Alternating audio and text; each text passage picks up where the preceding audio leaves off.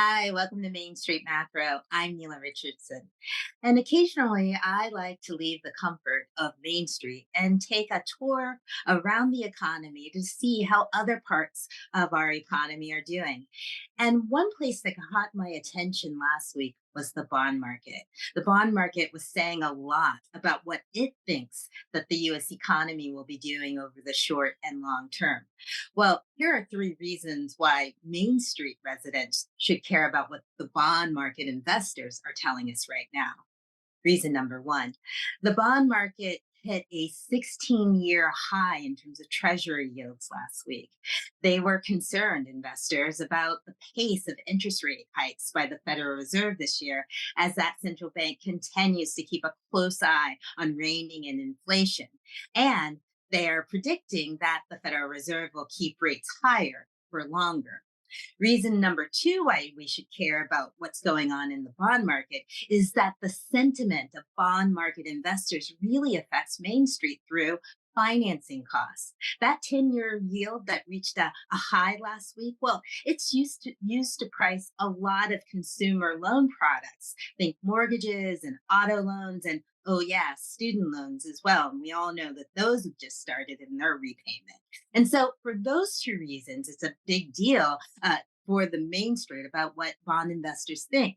But I always say, and we say that a lot around ADP, that wages are really the link between the labor market and the inflation concerns. And where wages are going really sets the tone for the inflation outlook, which in turn influences the Fed rate hiking decisions. So I thought it would be a great idea to bring in the data scientist who leads Pay Insights for the Research Institute. Please welcome my friend Liv Wang. Hi, Liv. Hi, Nila. Thanks for having me. Thanks for joining us. Can you tell us about the latest data you're seeing about Pay Insights for the month of September? At Pay Insights report, we observe matched individuals' pay across the United States. We've been seeing slowdown of pay growth in the past 12 months. In September, this trend continues in almost all the regions. The pay increases from 43 states are smaller than the figures from last month. Oh, that's terrific. I love that you look at pay growth in different parts of the country because we know that inflation is actually different in different geographies.